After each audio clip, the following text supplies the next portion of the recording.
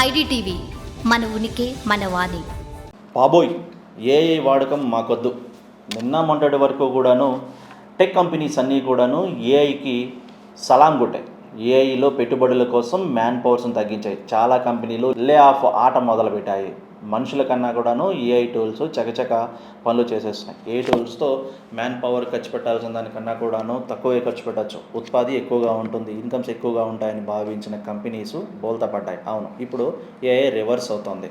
పెద్ద పెద్ద కంపెనీల విషయానికి పక్కన పెడితే మిడిల్ అండ్ లో మీడియం స్కేల్ కంపెనీస్ మాత్రం ఏఐ బడ్జెట్కు ఉక్కిరిబిక్కిరైపోతున్నాయి. అవును, సగటున ఒక ఎంప్లాయీకి ఖర్చు పెట్టే ఖర్చు కన్నా ఏఐ ఖర్చు ఎక్కువైపోతుంది, తడిసి మోపెడవుతోంది. నెలకు వచ్చే ఏఐ బిల్స్ చూసి షాక్ తిన్నాయి. అవును, ఏఐ టూల్స్ వాడకానికి సంబంధించి ప్రతి నెల వాటి సబ్స్క్రిప్షన్కు ఖర్చు పెట్టే ఖర్చు సగటున ఒక ఎంప్లాయీకి ఇచ్చే శాలరీ కన్నా కూడాను రెండింతలు ఎక్కువగా ఉందంట.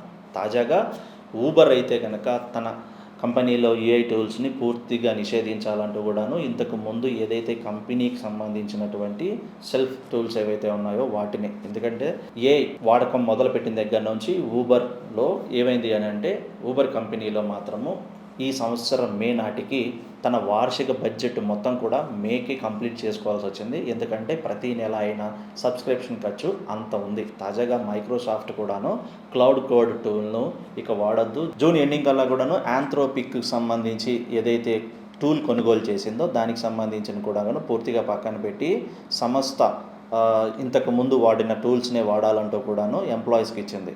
ఎందుకు ఈ ఖర్చు భారీగా పెరిగిపోతుంది? ఏఐ టూల్స్ను అంతగా భారీగా పెరిగిపోవడానికి కారణం ఏంటి అని అంటే ఒకటే టోకెన్ సిస్టమ్. మనం ప్రాంప్టింగ్లో ఏ ప్రాంప్టింగ్ ఇచ్చినా సరే ప్రతిదీ కూడాను టోకెన్ సిస్టంలోనే ఉంటుందన్నమాట.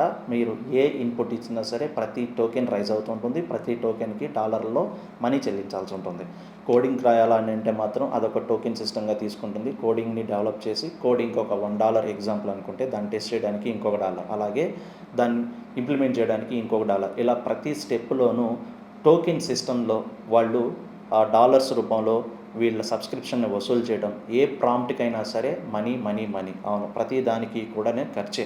ఒక ఎంప్లాయీ నెల రోజుల్లో దాదాపు ఒక $2,000 ఖర్చు పెట్టి తన టూల్ని వాడాడు అనుకుందాము. అదే ఎంప్లాయీకి $500 లేదా $1,000తో శాలరీ ఇస్తే సరిపోతుంది. మొత్తం అతనే చేసి పెడతాడు. ముందు ఈ టోకెన్ సిస్టమ్ భారీగా పెరిగిపోయే అవకాశం ఉంది, లేదా తగ్గే అవకాశం కూడా ఉంది. ఏదేమైనప్పటికీ కూడాను ప్రస్తుతానికైతే ఏఐ వాడకంలో కంపెనీలు మాత్రం తలమునకలవుతున్నాయి. నిన్న మొన్నటి వరకు మ్యాన్ పవర్ తగ్గుతుంది, ఉత్పత్తి పెరుగుతుంది, ఇన్కమ్ పెరుగుతుంది. ఏఐ టూల్స్ వచ్చేసాయి, ఇక అంతా ఈజీ అయిపోతుంది, మనుషుల అవసరం లేదనుకున్నటువంటి కంపెనీస్ మళ్ళా తిరిగి మనుషులు కావాలి అంటున్నారు. ఏఐ టూల్స్ మాకు వద్దు అంటున్నారు. దానికి కారణము ఖర్చులు అధికంగా పెరిగిపోవడం. ఒక్కొక్క కంపెనీ వార్షిక బడ్జెట్ మొత్తం కూడాను ఏఐ టూల్స్కి అది కూడా 2-3 నెలలకే ఖర్చు రావడంతోనూ భయపడి ఒక్కసారిగా ఏఐ టూల్స్ని వాడకాన్ని నిలిపేస్తున్నాయి చాలా కంపెనీలు. మీడియం స్కేల్ అయితే కనుక పూర్తిగా కూడాను మ్యాన్ పవర్కి తిరిగి వస్తున్న పరిస్థితి.